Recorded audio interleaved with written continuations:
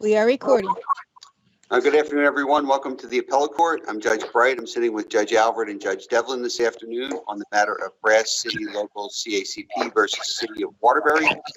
This hearing is being conducted over the Teams platform, which means we are all participating via video conference. The matter is also being streamed live on the branch's YouTube channel. I'm going to ask everybody to introduce themselves just so we can make sure we can hear and see each other okay. I'll start with the judges. I'm Robert Devlin.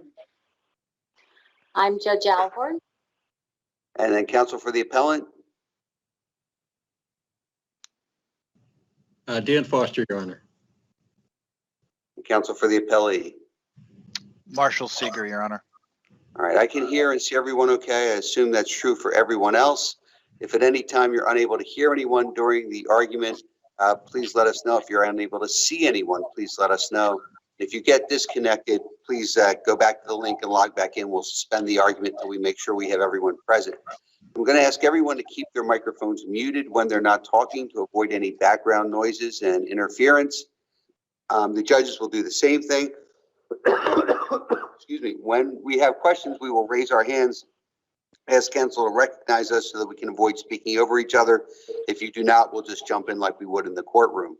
I would ask everyone to keep their cameras on at all times to make sure everyone is not only present but appropriately engaged in the argument. Remind counsel that although we are all remote, this is a court proceeding and you should conduct yourself as if you were standing in 75 Elm Street here in Hartford. Each side has 20 minutes to argue. The appellant can reserve some time for rebuttal. I will keep the time. I have signs in lieu of our light system for 2 minutes, 1 minute, and when time is up. With that, I think we're ready to proceed. Attorney Foster, are you ready to go? Yes, Your Honor. All right. How much time would you like to reserve for rebuttal? 5 minutes, Your Honor. Okay, you may proceed. Thank you, Your Honor. Mr. Chief Judge, and may it please the court. Again, my name is Dan Foster. I represent the City of Waterbury in this matter. The city asked that the court reverse the trial court's judgment vacating an arbitration award in this case. I think the union put it aptly in its own appellee's brief when it said that in its conclusion that the city, quote, does not like the fact that the trial court took a detailed, in fact, de novo look at the arbitration case, unquote. The trial court did cite section 52-148A4, held that the award was so imperfectly executed that a mutual, final, and definite award upon the subject matter submitted was not made.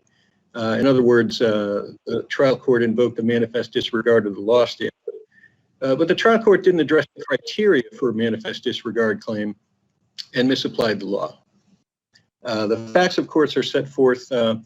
Your Honor, I just would like to interject. I'm not seeing the pictures. I'm not seeing images of anyone but yourself at this time. So if another judge has a question, I hope you'll forgive me if I don't see your hand raised.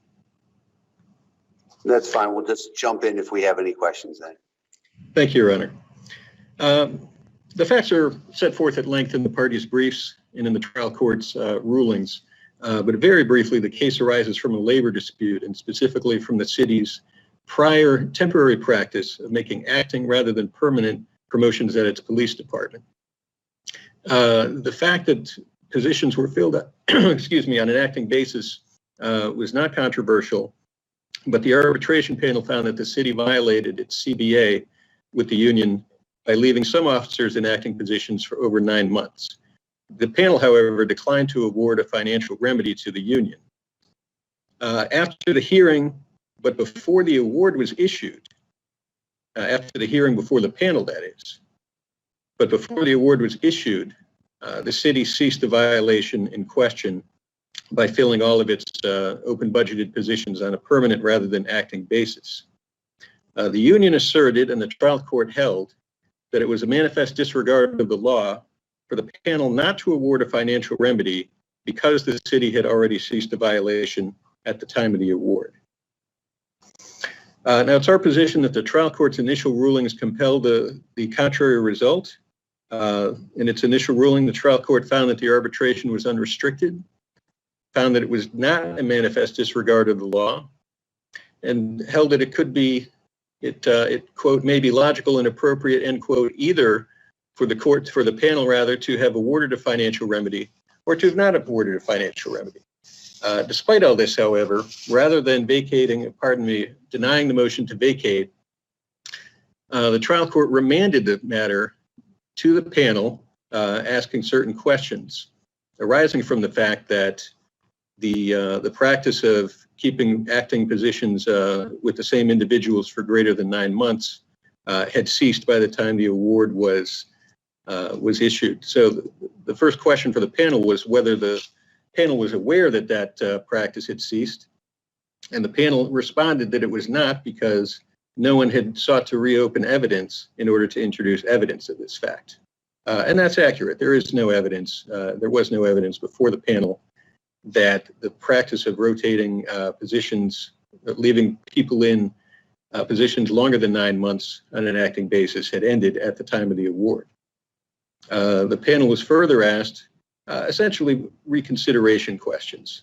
If the panel answered yes to that first question, would the panel explain in greater detail its rationale for denying damages? I would submit that under the circumstances of this case and almost any other arbitration case, that's not an appropriate question on remand, but it's one that the panel didn't have to answer because they had answered the initial question in the negative.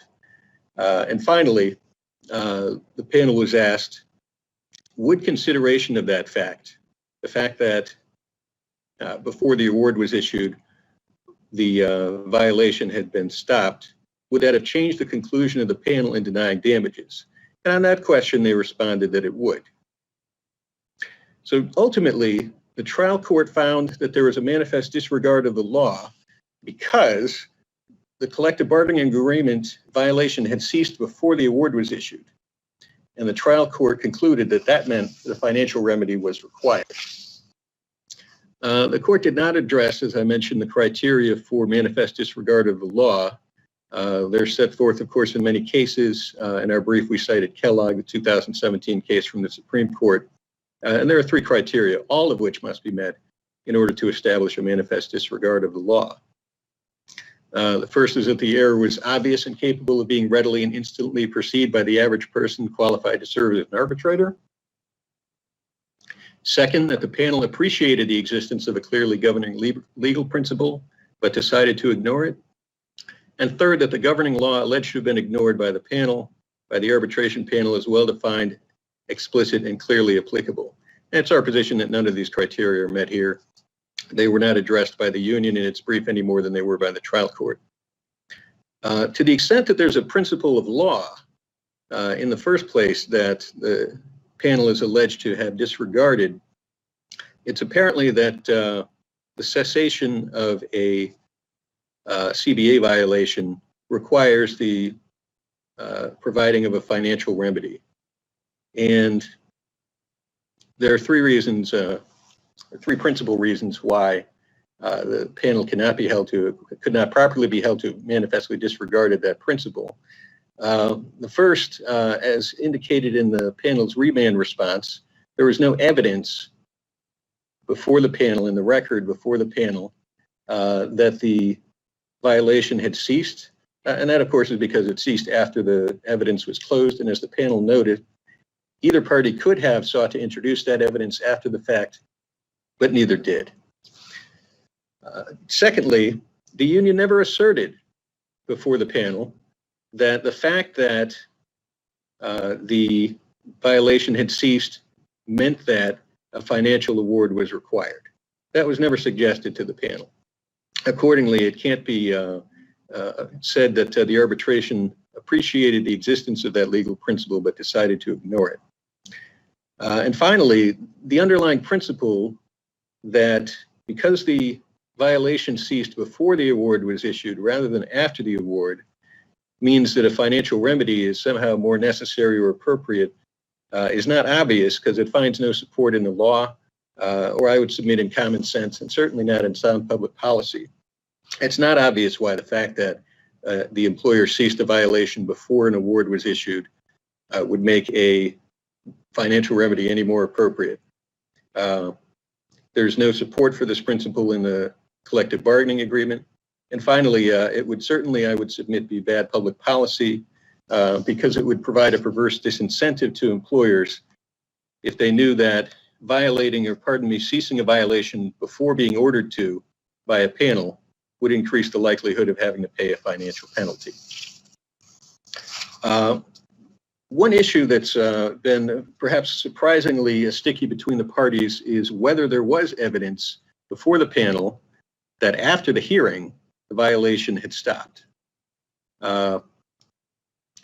As the panel noted and is noted in our briefs, the violation stopped only after the hearing was held. Neither party sought to open evidence to introduce evidence of that fact, and therefore there was no evidence before the panel that the violation had ceased before the award was issued. It is true that the city mentioned in its post-hearing brief that it had filled all open budgeted positions on a permanent basis. But that's, while the panel was free to consider that, give what weight it might, that's still not evidence. And it can't be a manifest disregard of the law to disregard evidence that wasn't actually submitted. And finally, of course, as previously mentioned, the union never suggested to the panel that fact had any relevance whatsoever, even in its reply brief, responding to the brief in which the city itself indicated that, yes, the practice, as the union would have been aware, had already ceased. So for these reasons... I just have one quick question. Yes, Your Honor. It's not clear in the panel's response to the Superior Court remand that the panel was aware at any point in time that the violative practice was ceased, whether it be evidence during the hearing or in post-trial briefs. That's correct, Your Honor. The response suggests that they may have overlooked the statement in the post-trial brief. But of course, that's not the same thing we would submit. Yeah, where does it even suggest that? Oh, I'm simply inferring because it says that the panel is not aware. Okay.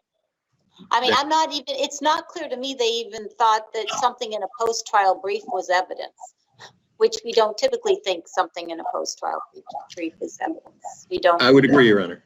Okay, all right. I just wanted to make sure I wasn't missing something. Thank you. Thank you, Your Honor. Mr. Chief Judge, if it please the court, I'd like to reserve the balance of my time for rebuttal. All right, so you'll have 4 minutes in addition to your 5, so you'll have 9 minutes for rebuttal. Thank you. Thank you, Your Honor. Attorney Seeger, you ready to go? I am, Your Honor. Thank you very much. If it pleases the court, my name is Attorney Marshall Seeger. I'm counsel for the Brass City Local CACP. The information, I'm going to try to couch this in the best way that I can in response to the city's position. I think we should all understand, at least from the union's perspective, that the issue associated with the panel having knowledge that the positions had been filled was provided in testimony by a city witness during the arbitration itself. So whereas the brief or any other information Do you have the appendix site for that, Attorney Seeger? 1 minute, Your Honor. 1 minute, please. Thanks. I can tell you that I'm referring to the city's post-hearing brief, its appendix. No, I'm looking for during the hearing, the evidence was provided. I think that's what you said. I did. Go ahead. It's testimony from Deputy Chief Covell that testified that there had been an expedited process for posting and testing of these positions. Do you have could you give me the appendix site for that testimony? 1 minute, please.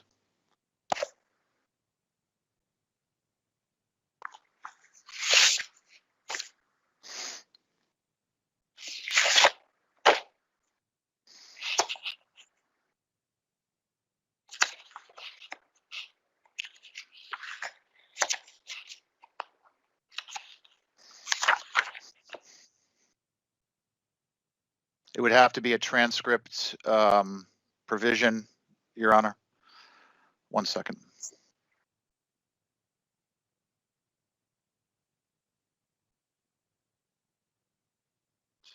And while you're looking for it, so the sentence, the panel was not made aware that appointment had become moot.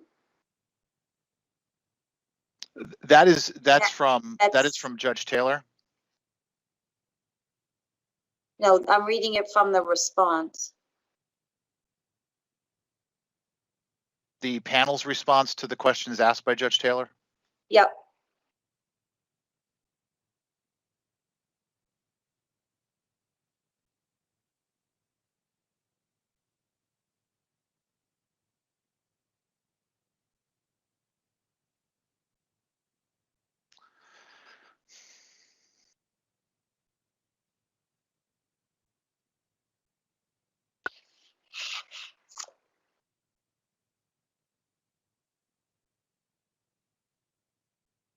I apologize for the delay.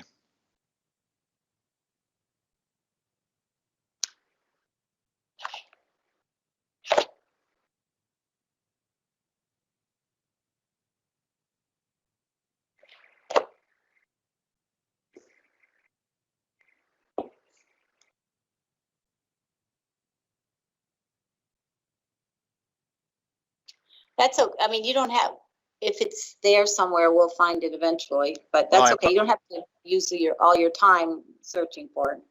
It is a transcript provision. It is testimony that's been cited by the union in multiple briefs filed with the court and with the arbitration panel. But let me ask you on that though, how would we have those transcripts? Or do we have those transcripts as part of the record? Because unlike a trial, we don't have transcripts. They would typically be admitted as exhibits before the Superior Court. Are the transcripts part of our record? Yes, Your Honor. Okay, and are they identified in the appendix anywhere? Or They are not identified by the appendix. Okay. They are transmitted to the court as part of the procedures for filing. Okay, so let me just ask you then, Attorney Seeger, you made reference to the statement, I believe it's at A71 of the appellant's appendix in footnote 3. I think that's what you were referring to. Yes. So where the city further demonstrated its good faith by filling all open budgeted positions on a permanent basis as expeditiously as possible. So when this brief was filed, the union was aware that all of those positions had been filled. Is that correct? That's correct.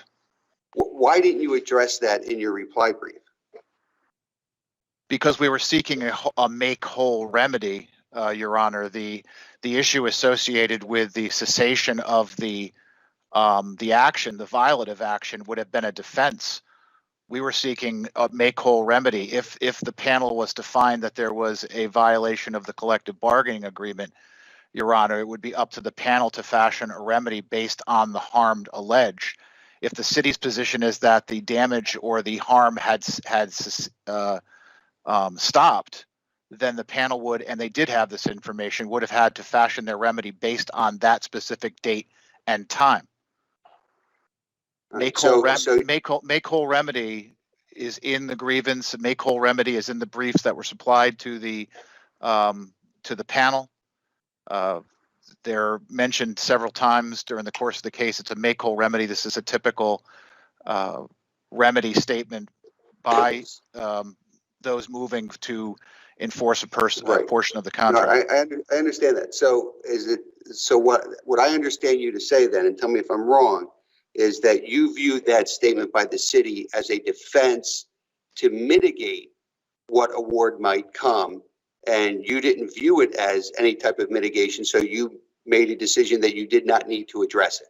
That is correct. It's a defense that if the city is engaged in this particular case, they were found to be in violation of the C. It stopped. Our purpose for seeking damages was that we wanted to make whole remedy from the time that the grievance was filed in May of 2016 up until the time of the award or the cessation of the harm. When, did you ask the court to remand the case for clarification from the panel? I did not. Did you believe when you filed your motion to vacate that there was anything unclear about the panel's decision? Yes. Then what did you believe was unclear about the panel's decision? The panel's decision predicated their remedy, basically, Your Honor, was that the city was to document that the practice had stopped, provide the union evidence that the practice had stopped, which the city has, that they were not to do it again. And the panel went on to articulate why there was no financial remedy. And they articulated a circumstances that does not exist or didn't exist at any time. They articulated the lack of a financial remedy as though if they paid people for service in that time, it would detract from the number of months that they could have served, consistent with the CBA's 9-month restriction. And that the experience that those officers had gained in the acting position was sufficient compensation for their service. That's not what the CBA provides for. The CBA provides for acting in a higher pay classification results in that higher pay. These particular officers never had the opportunity to act in that higher pay classification because the city violated the collective bargaining agreement. It was the issue associated with the experience that was troubling and puzzling because none of the people that were affected by the class action grievance had ever acted in those positions. Was the panel required to issue a reasoned opinion, a reasoned decision? Are they required to? They are required through the regulations of the State Board of Mediation to have a written decision. The answer is yes. Okay. There to tangentially, Your Honor, if it was an expedited arbitration, which this one not, then there are certain latitudes given to the arbitrator about how they would pen their opinion, but this was not an arbitrated matter or an expedited matter, so a written decision from the panel is required. Well, there's a difference between a written decision and a reasoned decision. A written decision, an unreasoned arbitration decision is one that just says, here is the award. A reasoned decision is one that states the reasoning, and in a private arbitration, the parties can ask for a reasoned decision or just a award. And my question is, was this panel either asked to issue a reasoned decision or were they required by law to issue a reasoned decision? As I understand it, Your Honor, this decision, number one, is not dissimilar from other decisions that come out of the State Board of Mediation and Arbitration. Number two, they are required to issue a written decision.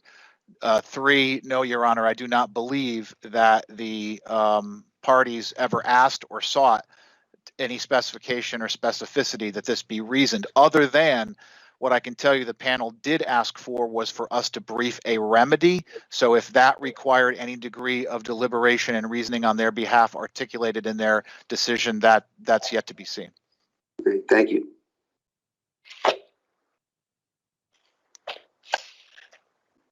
The issue associated, I want to go back, if I may, to the make whole remedy. Make whole remedy is a typical request by labor unions in regards to having their members made whole. That can be financial. And in this particular case, the aspect of the CBA that was violated is a financial issue. It's back pay, it's financial, it's fiscal. The only remedy in this case that would have been applicable is to pay those people who were harmed. I really don't know what to say else about there is this bone of contention between the parties. You know, I have a good relationship with Attorney Foster and the panel knew that there was a cessation of harm. They knew it's in the transcripts.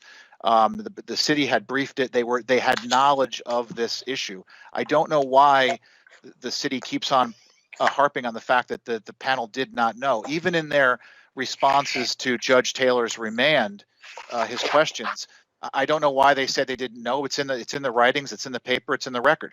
That still perplexes me at this time. Could you have filed, excuse me, Attorney Seeger, could you have filed a motion for clarification or some whatnot with respect to the answer where the one of two paragraphs you're saying is completely wrong? You're asking me about a motion for clarification to SBMA, Your Honor? Yeah. I am not certain that that is a component of their rules. Motion practices is typically in those administrative hearings not something that occurs. I do know that you can ask for reconsideration through the State Board of Labor Relations, but I'm not certain that this is a component through SBMA. Well, okay, so you do this, I don't. So is there some, if one paragraph of a 2-paragraph response is completely wrong, which is what you are stating, what is the manner in which to raise that to the attention of the deliberative body? I don't believe there is one other than seeking, and again, this is why I answered your question with some degree of specificity. Motions to vacate, motions to clarify, motions to modify, that could have been an option. We had chose the vacator option under 52-418, or excuse me, 52-420. You had chose that early on, but then, yeah, in April of 2019, the board produced a written document that you're stating is wrong, right? Like flat out wrong in contravention of the evidence. So correct. You're saying there's nothing to be done at that point. Did you raise that with Judge Taylor? We did. That was the whole purpose of the motion to vacate. So Judge Taylor just chose not to include that important point in his memorandum of decision? I don't understand the point you're trying to make, Your Honor. If you could clarify for me, please. You state that in the April 12, 2019 answer, the second paragraph, the panel was not made aware that the appointment had become moot, was wrong, was in contravention of the evidence that the panel had, that they were made aware. With all due respect, Your Honor, are you referring to the panel's response to the judge's remand? Yes. Okay. Paragraph 2 was not answered by the panel. I'm reading the words that said the panel was not made aware that the appointment had become moot. That's from that is from Judge Taylor.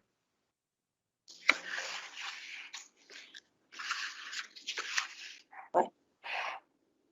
I don't. What are you referring to the answer or the motion? Excuse me, the decision, the final decision on the motion to vacate, or the answers from the panel?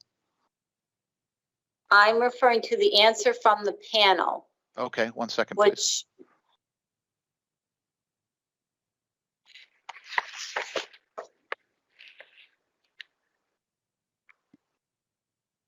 It's at the city's appendix A139. Thank you.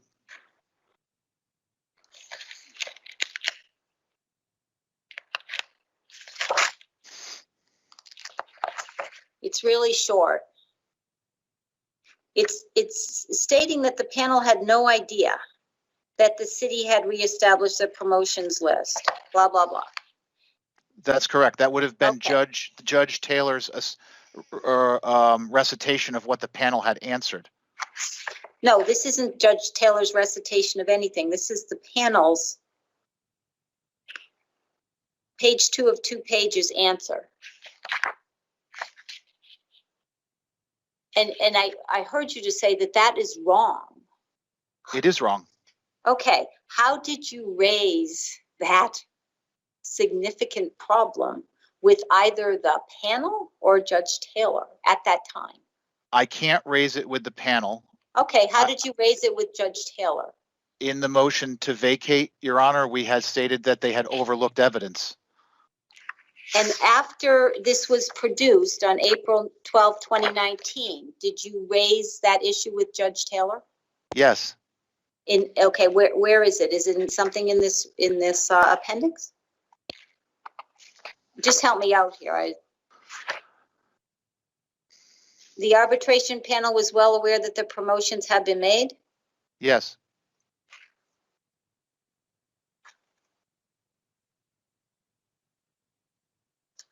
And did Judge Taylor find that the arbitration panel was well aware?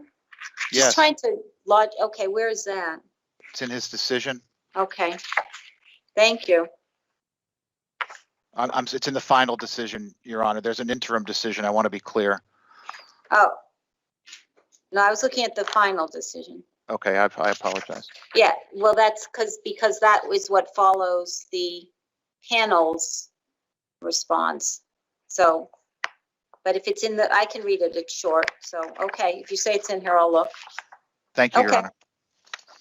Well, wait a minute. In the city's appendix at A165, which is a portion of Judge Taylor's final decision, it said, the last sentence, importantly, had it been aware of the fact that the motions had been reinstituted, it would have provided a far different remedy. I mean, it seems like the judge is accepting the position of the panel that they didn't know. I don't see it that way, Your Honor. I see that that's what Judge Taylor is reciting from. That's what he's reciting from the panel's response. Well, he doesn't say here that the panel's response is in direct contradiction of testimony at the hearing. He doesn't say that. This is 131, Your Honor. I'm looking at the bottom of page 160, A165 of the city's appendix, the last full sentence.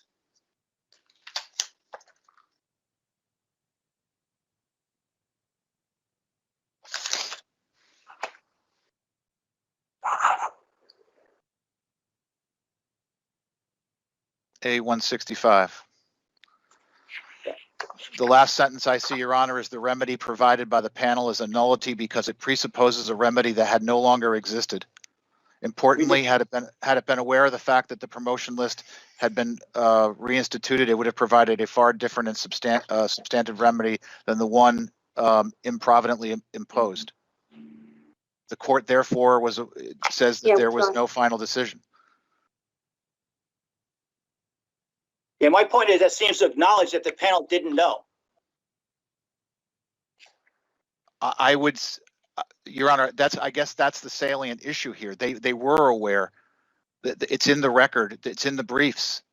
See, to me, this is why remanding these things is so disfavored, because we have the trial court saying one thing, the union saying the same thing, the city saying something different, and a panel saying something different, and we're years after the fact on a central issue in the decision.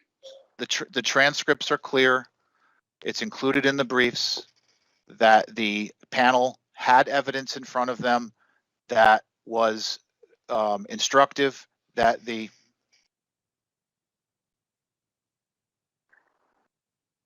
Go ahead, you can finish your answer. that was instructive to the fact that the cessation had stopped. Okay. The harm had stopped, excuse me. All right, I don't see any other questions from the panel, so thank you, Attorney Seeger.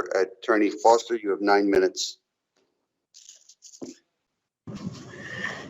Thank you, Your Honor.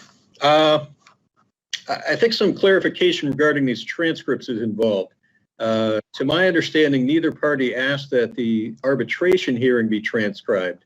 And therefore, the testimony at the hearing, well, there is no transcript. There are 2 transcripts of. That was my question. The reference to Deputy Chief Koval's testimony that appears in your appendix at page A71 in footnote 3.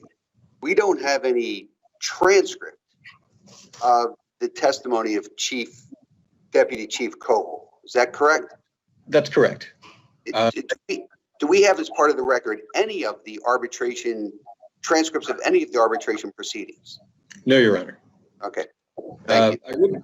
Thank you, Your Honor. I would submit that it was appropriate in submitting a post-hearing brief to the panel that heard the evidence to highlight certain evidence that panel had heard. I would dispute the suggestion that any of it suggests that the practice of keeping individuals in acting positions for longer than 9 months had ceased by the time Deputy Cavell Deputy Chief Cavell testified. That's not the case. You know, it had happened by the time this brief was submitted in July of 2017, but it simply wasn't the case in February 2017 when he testified. And there is no suggestion in the record that he testified that there were at that time no longer individuals in acting positions who had been in those positions for greater than 9 months. With that, again, only seeing initials other than for Judge Bright, but I don't think I have anything to add unless there are questions. I just had one question for you. Yes, sir. The argument that, as I understand from the union, is that there was an error of fact made by the panel. The panel made a factual error in not understanding that this practice had stopped. Do you, and I guess the argument would be a factual error constitutes manifest disregard of the law. Do you agree that a factual error by an arbitration panel constitutes manifest disregard of the law? I do not, Your Honor. I recall a case from 15, 20 years ago, one of at least two Hartford Steam Boiler v. Industrial Risk Insurers case in the Supreme Court that took a very hard line on that, saying that issues of fact are not reviewable, and it follows from that they can't be manifest disregard. But I'll also point out that, you know, the error that's claimed, the factual error, is in the response to remand, not in the initial award. All right, thank you. I see no other questions from the other panel members. I want to thank you both for participating in this virtual environment. We hope to be back in our physical courtroom very soon and look forward to seeing you there. We will take the matter under advisement and we will stand in recess until 3 p.m. Thank you both. Have a good day. Thank you, Your Honor.